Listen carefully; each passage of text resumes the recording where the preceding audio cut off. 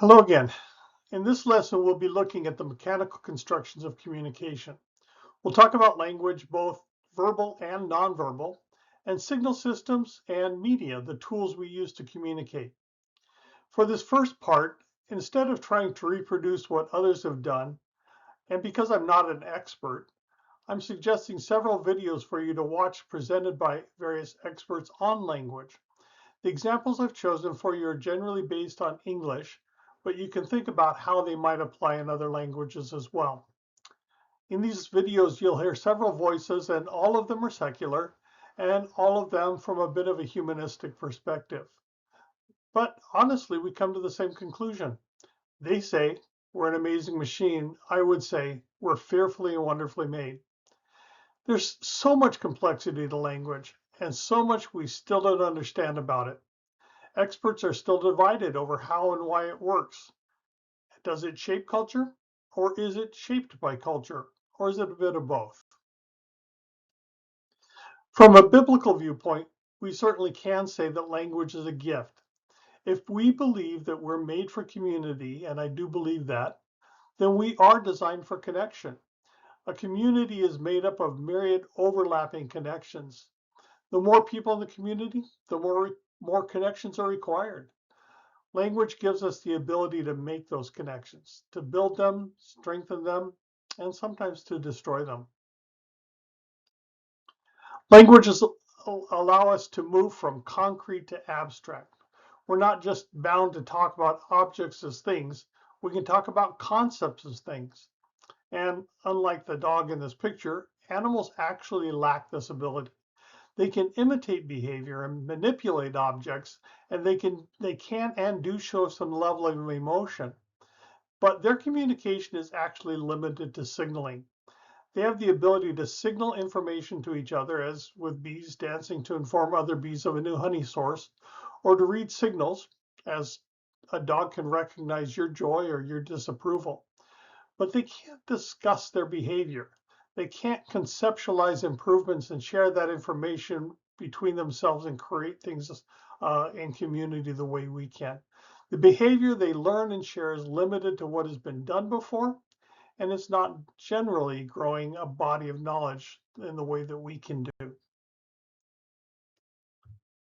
Humans, on the other hand, can turn signals into abstract concepts, discuss those concepts, and build on those concepts. Without language, most of what you have now would not exist. You can't create a rocket without language. You can't even make an ox cart without it. The process needed to do so required the ability to take objects, turn them into concepts, and then turn them back into objects again. That's something that God has made us unique in. Now, one of the videos you'll watch this week is Yuri Hansen. He describes the way language causes brainwaves to synchronize. I think this is fascinating. He suggests that languages allow us to align ourselves with others. Anne Curzon, a dictionary editor, will tell you how words work and how languages change and adapt because of the creativity that language allows. Languages are always changing, and sometimes we don't like that change, as she'll point out, but they do change, and all the languages around the world are always changing. Julian Treasure has a little different way of looking at things and the way language works. He talks about our listening and how we relate to sound. I like this video. In a very real way, silence itself is a piece of our language, and we do use it, as I've said before, with intention. But Treasure feels that we're at risk of losing our ability to even hear one another well because he thinks we're losing our ability to listen in this day and age. And along with the experts, I'm going to throw Tom Scott in here. Tom's an influencer, and he just makes videos for a living. He takes all sorts of ideas and he distills them down to a simple presentation, and I'm including two of his. In the first one, he talks about some language structures that other languages have that English lack, showing some of the diversity of our linguistic capacity. In the second, he shows how languages use categorization differently, in this case, drawing the line between blue and green. He has a few others in the series, and you can explore those if you feel like you're getting bored. Just a few notes on language as a whole, though. There are a few basic building blocks of verbal language, including morphology, syntax, and phonology. There are people who study each of these in detail. Who cares? Well, you depend on it every day, and you just don't know that you do. When you're learning that second language, it might become more important to you.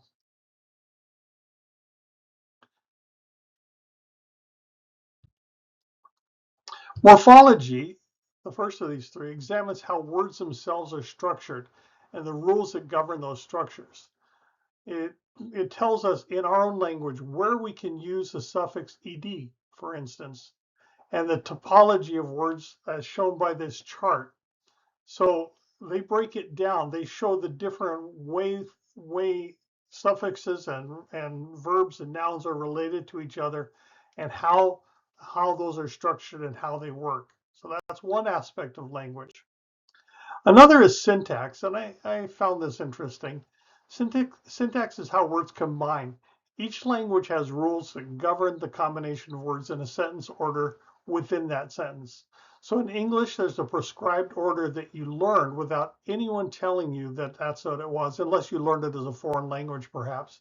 And that's the order of how adjectives can be used. So, for instance, you can't say my riding leather brown boots. You have to say my brown leather riding boots, because in the order of adjectives, color comes before material, and both have to precede purpose. The little old man can never be the old little man. And when you learn a new language, that order may be different.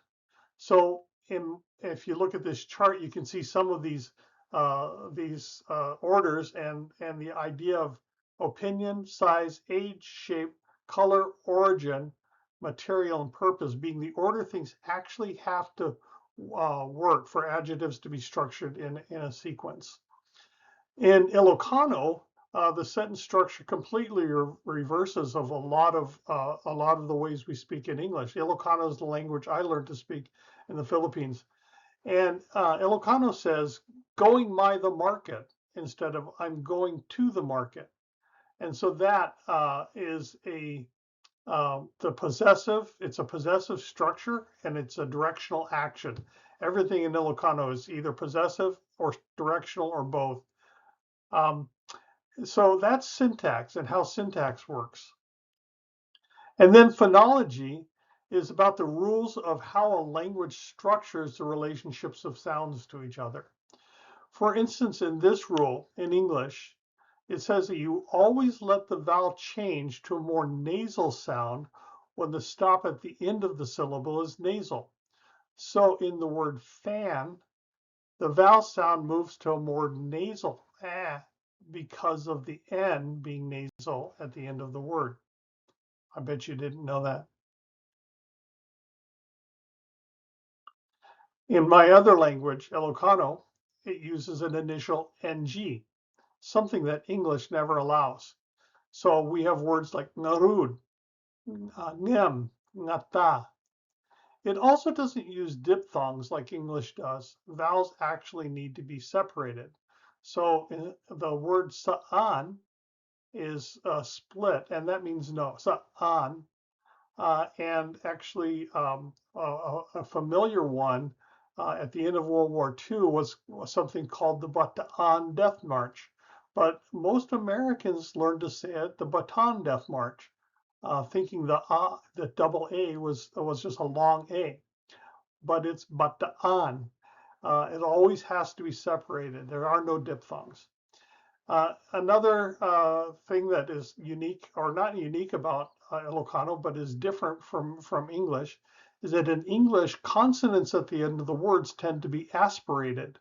So when we say but, or we say, a truck, we make that k sound strong. But in Ilocano, there's no aspiration of those consonants at the end of the word. So darat, meaning sand, and darak, meaning blood, to the foreign ear often sound like the same word, da da da da, because they don't aspirate those consonants. Alongside the actual building blocks of language are different tools which languages use to adjust meaning. So pitch, the degree of highness or lowness of a tone. The tone, the pitch pattern used to indicate semantic meaning. For instance, in Chinese, there's multiple tones that can be used with the same collection of morphemes, yeah, and of syllables. And that changes the meaning of words. It's very intentional, very functional. Then there's rate. How fast do we speak and how slow do we speak? And that changes, by the way, within our own language from situation to situation. So in certain contexts of our language, we actually use a faster rate of speed. In some contexts, we use a slower rate of speed. Stress, where do we put the emphasis on a word to phrase or highlight the importance of that word? So as we're speaking, we stress certain words like I just did with the word stress. And then rhythm, that's measured by the flow of words and phrases by relationship of long and short stressed and unstressed syllables. What's the rhythm of our words? And then silence. Silence can be, as I said again, can be very intentional. It's meant to communicate something. In English and in many languages, we actually, I just did it, we actually have placeholders for silence because we're uncomfortable with silence. So when we don't have something to say, we kind of say, and put silence placeholders in place of our silence, but it's just silence. A good example of paraverbals in English is this. We stress words to shape the meaning of a sentence. Same sentence, 3 different meanings. I didn't say you were stupid. I didn't say you were stupid. I didn't say you were stupid. See, language can be fascinating, but you can see why learning another language is a lot of effort. Here's another Ilocano word. Our active present here right now, belonging to us all, the participation of oneness. That's what this word means. It's Panakipagmay Maisa tayo. And in that, it's broken down here as Maisa being the root word, one, and then reduplication by Maisa, only one, and then the active present and locative where it exists, the panag my Maisa, the active present locative right here, right now. And then to make it participatory, you have to add maki. But when you combine panag and maki, it becomes panaki or panaki pag. Kind of goes, the maki goes in the middle. And then at the end is the pronoun, which is tayo, which means inclusive all of us, because we do have the inclusive and the exclusive on that, the we and the we all. And so the word becomes Panakipagmay Maisa tayo, and that's the translation. Our active, present, here, right now, belonging to all of us, participation and oneness. In other words, unity. Who says you can't learn another language? Well, when you're learning another language, sometimes you actually find out that you have to break things down a whole lot differently than you would in your own language.